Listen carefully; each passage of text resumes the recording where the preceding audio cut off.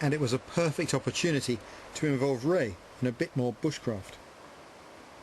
Ray, you've seen me use this saw to collect firewood, but this morning it's going to take on a different meaning as a thing to take with you on a canoe trip. Obviously a folding saw is convenient because it's safe and easy to transport in the canoe. If you look at the stories of the great explorers who opened up Canada, one of the things that you come across frequently are stories firstly of people being turned over in the rapids and losing their equipment, and the other of course is people breaking paddles frequently. I think one of the key skills if you're making a canoe journey is being able to replace a paddle if it gets lost or broken. So the first task is to find the right wood. What I really want is a piece of wood long enough to make a paddle with a straight grain, absolute straight grain, and ideally, rather than go into the forest and look for a tree to take down, what we'll look for is a piece of dead wood hung up somewhere on the side of the river, because there's plenty of wood around like that. And really the secret here is being able to spot the resource that you need for yourself. That's the one that's caught my attention. That looks nice and straight, and there are not too many knots.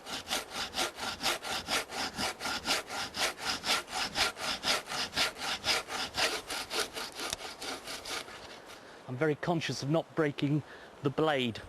Explaining that to Ray wouldn't be so much fun.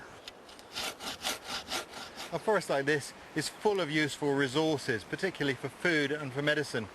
The key is learning to spot them. This lichen, for example, here in Canada, they often call this old man's beard.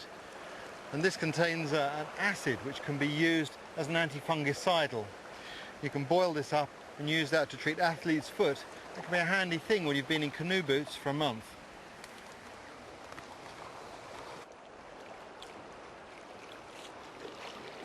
How'd you get on, Ray? Very good question. Have I got a paddle or have I got firewood? Well, I'll give you one answer. You got the right wood. Well, I couldn't get the smell. It was the look of the thing, so that's...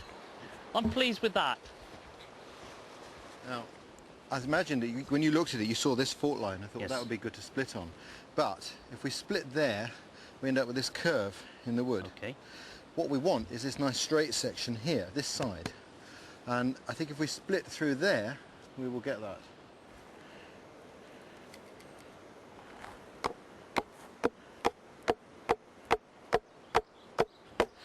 There she goes.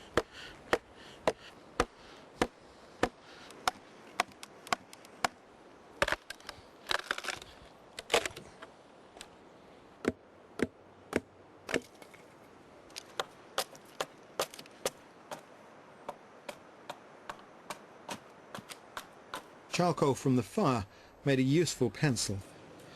And we'll just mark now the outline from this existing paddle.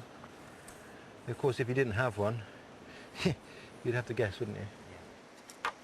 So what we've got now is a line that we can cut down to and actually start to shape the handle. Yeah, maybe. If I'd cut too deep, we wouldn't have had a paddle at all, and I wanted to make the shaft thicker anyway, as the wood was cedar, which is easy to carve, but not as strong as the wood of the paddle that we used for measuring.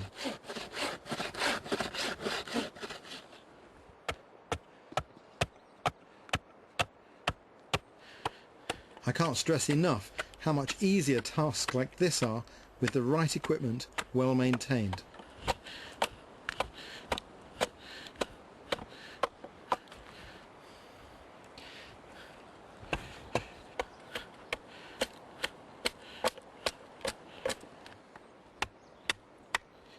I'm quite bold in the way I use the axe, and I think that this is a key to good axe work, is a sharp axe used with boldness.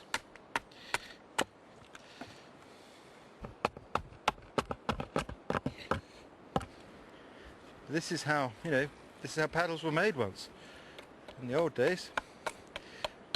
My own feeling, you may disagree with me, but I think if someone's going to paddle a canoe on a wilderness trip, they should know how to do this. I don't, because I think it's definitely a skill I would like, But at the end of the day, I carry a spare paddle. Everybody I paddle with carries a spare paddle. But I just love watching that paddle come into existence.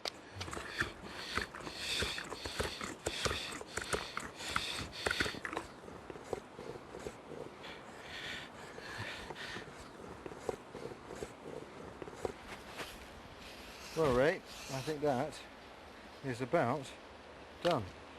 I've left it a bit heavy in places because it's cedar. Right. And it doesn't have the strength of the harder woods. You'll feel it's even a little bit flexible even now. Yeah. It's a much more delicate wood, but it is very light, and I know you like a light paddle. Very much so. Want to give it a try? Yeah.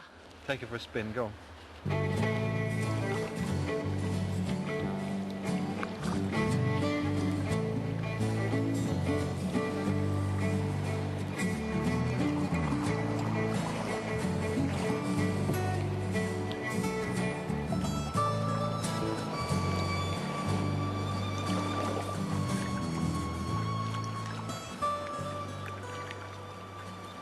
What do you reckon then? What are your first impressions, Ray? It gets the seal of approval. There you go, Ray Goodwin, maestro of the paddle.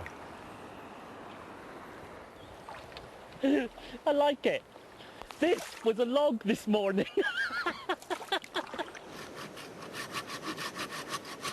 After his success with firelighting, Ray wanted to give it a go too.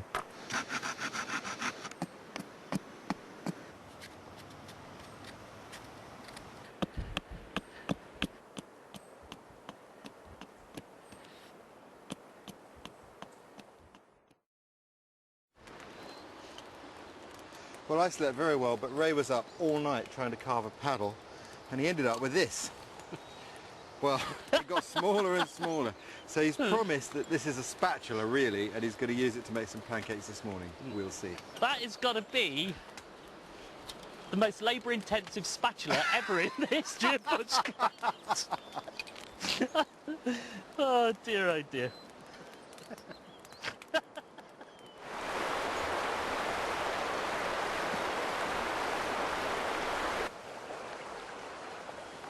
It's a lovely morning, and we've been paddling hard for a few days. It's nice to take some time, relax a little bit. But of course, the voyageurs who came up these rivers, who have a real romance surrounding them, for them life was really hard. They'd have woken up, at the crack of dawn, somebody would have shouted, "Saleve, saleve!" Time to get up. And up they'd get, and they'd get underway before they even had breakfast. It'd be several miles down the river, and then they'd have breakfast, probably cooked the night before. That was the beginning of an 18-hour day paddling. Really hard life. And you have to remember, they weren't just going downriver, they were going up them as well. Quite amazing. Anyway, this morning is pancakes. Very traditional canoeing fare.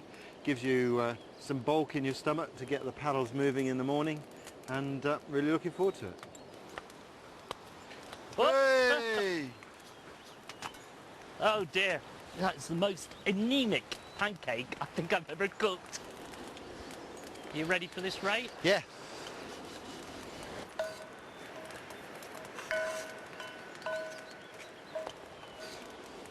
A bit of butter. Now, the test. It's nice and hot.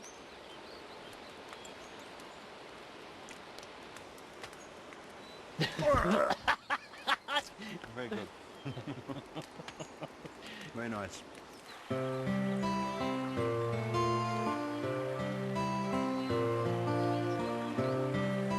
With the pancakes inside us and rested from our day in camp, we were both eager to get back on the water.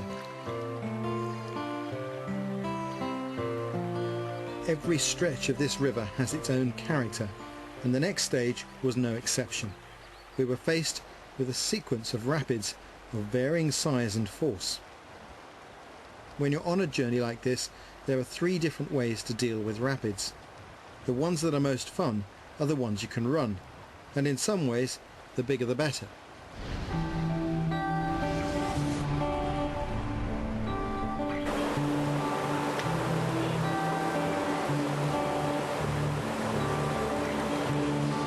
This is what Ray loves,